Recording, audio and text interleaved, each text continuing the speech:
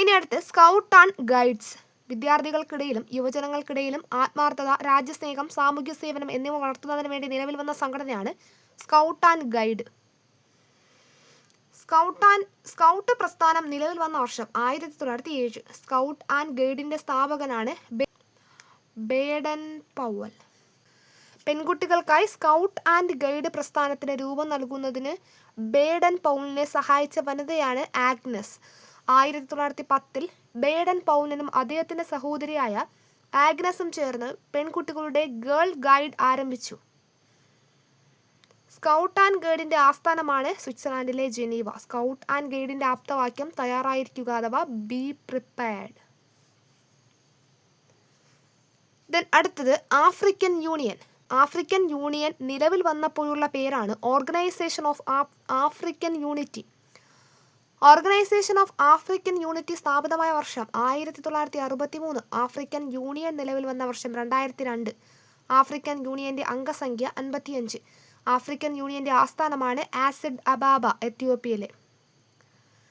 African development bank നിലവിൽ വന്ന വർഷം 1964. ആഫ്രിക്കൻ ഡെവലപ്മെന്റ് ബാങ്കിന്റെ ആസ്ഥാനമാണ് ആസിഡ് അബാബ. ഏഷ്യൻ വികസന ബാങ്ക്. ഏഷ്യൻ വികസന ബാങ്ക് അഥവാ ഏഷ്യൻ ഡെവലപ്മെന്റ് ബാങ്ക് സ്ഥാപിതമായ വർഷം 1966. ADBയുടെ ആസ്ഥാനമാണ് മനില. ഫിലിപ്പൈൻസിലെ മനിലയാണ് ഏഷ്യൻ വികസന ബാങ്കിന്റെ ആസ്ഥാനം. ADBയുടെ അംഗസംഖ്യ 69. 68ാമത് അംഗമാണ് ന്യൂ. 68ാമത് ന്യൂ ആണ്. 69ാമത് ഇസ്രായേലാണ്. 69ാമത്തെ അംഗരാജ്യമാണ് ഇസ്രായേൽ. ഏഷ്യൻ രാജ്യങ്ങളുടെ സാമ്പത്തിക വികസനത്തിനായി രൂപീകരിച്ച സംഘടനയാണ് ഏഷ്യൻ വികസന ബാങ്ക്. ACDB ഏഷ്യൻ വികസന നിധി ആരംഭിച്ച വർഷം 1974. ഏഷ്യൻ വികസന ബാങ്കിന്റെ ആദ്യ പ്രസിഡന്റാണ് തക്കാഷി വട്ടാനാബെ. ADBയുടെ നിലവിലെ പ്രസിഡന്റാണ് മസാറ്റോ കണ്ട. ഏഷ്യൻ വികസന ബാങ്കിന്റെ പുതിയ വൈസ് പ്രസിഡന്റായി നിയമിതനായ ഇന്ത്യക്കാരനാണ് അശോക് ലാവസ. 2022 55ാമത് ADBയുടെ സമ്മേളന വേദിയാണ് ഫിലിപ്പൈൻസിലെ മനില. 2023 56ാമത് ADBയുടെ സമ്മേളന വേദിയാണ് ഇഞ്ചിയോൺ, കൊറിയയിലെ ഇഞ്ചിയോൺ. 2024 57ാമത് ADB സമ്മേളന വേദിയാണ് ടിബിലിസി, ജോർജിയയിലെ ടിബിലിസി. 2025 58ാമത് ADB സമ്മേളന വേദിയാണ് ഇറ്റലിയിലെ മിലാൻ. ഇനി അടുത്ത് എന്താണ് ഇന്റർപോൾ? കുറ്റാന്വേഷണ രംഗത്ത് അന്താരാഷ്ട്ര സഹകരണം ഉറപ്പാക്കുന്നതിന് വേണ്ടി സ്ഥാപിതമായ വിവിധ രാജ്യങ്ങളുടെ പോലീസ് സംഘടനയാണ് ഇന്റർപോൾ. രൂപീകൃതമായ സമയത്ത് ഇന്റർപോൾ അറിയപ്പെട്ടത് ഇന്റർനാഷണൽ ക്രിമിനൽ പോലീസ് എന്നാണ്. 1923 ഇത് രൂപീകരിച്ചത്. ആ സമയത്താണ് ഇന്റർനാഷണൽ ക്രിമിനൽ പോലീസ് എന്നറിയപ്പെട്ടത്. ഇന്റർനാഷണൽ ക്രിമിനൽ പോലീസ് ഇന്റർപോൾ എന്നറിയപ്പെടാൻ തുടങ്ങിയത് 1956. ഇന്റർപോളിന്റെ ആസ്ഥാനമാണ് ലിയോൺസ്. ഫ്രാൻസിലെ ലിയോൺസ് ആണ് ആസ്ഥാനം. ഇന്ത്യയിൽ ഇന്റർപോളിനെ പ്രതിനിധീകരിക്കുന്നത് CBI ആണ്. ഇന്റർപോളിന്റെ അംഗരാജ്യങ്ങൾ 196 ആണ്. 196ാമത്തെ അംഗരാജ്യമാണ് പലാവു. ഇന്റർപോളിന്റെ ഔദ്യോഗിക ഭാഷകൾ ഏതൊക്കെയാണെന്ന് വെച്ചാൽ ഫ്രഞ്ച് ഉണ്ട്, ഇംഗ്ലീഷ് ഉണ്ട്, അറബിക് ഉണ്ട്, സ്പാനിഷ് ഉണ്ട്.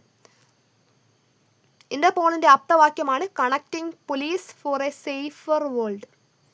ഇന്റർപോളിന്റെ നിലവിലെ പ്രസിഡന്റാണ് അഹമ്മദ് നാസർ അൽ റൈസി. ഇന്റർപോളിന്റെ നിലവിലെ സെക്രട്ടറി ജനറലാണ് വാൾഡസി ഉർക്കിസ. എന്താണ് G4? G4 നിലവിൽ വന്നത് 2005 ഐക്യരാഷ്ട്രസഭയുടെ സെക്യൂരിറ്റി കൗൺസിലിൽ സ്ഥിരം അംഗത്വത്തിന് വേണ്ടി വാദിക്കുന്ന രാജ്യങ്ങളുടെ സംഘടനയാണ് G4. G4ലെ അംഗങ്ങൾ ഇന്ത്യയുണ്ട്, ജർമ്മനിയുണ്ട്, ബ്രസീലുണ്ട്, ജപ്പാനുണ്ട്. G4 അംഗങ്ങളുടെ ആവശ്യങ്ങൾക്കെതിരെ പ്രവർത്തിക്കുന്ന സംഘടനയാണ് യുണൈറ്റിംഗ് ഫോർ കൺസേൺസ്. അടുത്ത G7. ലോകത്തിലെ ഏറ്റവും സമ്പന്നമായ രാജ്യങ്ങളുടെ സംഘടനയാണ് G7. രൂപീകരണ സമയത്ത് G7 അറിയപ്പെട്ടത് G6 എന്നാണ്. കാനഡ അംഗമായതോടെയാണ് G7 ആയി മാറിയത്. G7 അംഗങ്ങളുടെ കൂട്ടായ്മ നിലവിൽ വന്ന വർഷം 1975. G7ലെ അംഗങ്ങൾ Canada, France, Germany, Italy, Japan, United Kingdom, United States. G7ൽ അംഗമായ ഏക ഏഷ്യൻ രാജ്യമാണ് ജപ്പാൻ. 1997 നടന്ന ഉച്ചകോടിയിൽ റഷ്യൻ പ്രസിഡന്റ് ബോറിസ് എൽസി പങ്കെടുത്തതോടെയാണ് G7 എന്ന സംഘടന G8 ആയി മാറിയത്. അംഗരാഷ്ട്രങ്ങളെ കൂടാതെ G8 ഉച്ചകോടിയിൽ പങ്കെടുക്കുന്ന സംഘടനാ നേതാക്കളാണ് യൂറോപ്യൻ കൗൺസിലിന്റെ തലവനും യൂറോപ്യൻ കമ്മീഷന്റെ തലവനും. റഷ്യ G7 അംഗമായ വർഷം 1998. റഷ്യയെ G8 എന്ന സംഘടനയിൽ നിന്നും പുറത്താക്കിയത് 2014. ഉക്രൈൻ അധിനിവേശത്തെ തുടർന്നാണ് റഷ്യ G8 നിന്ന് പുറത്തായത്.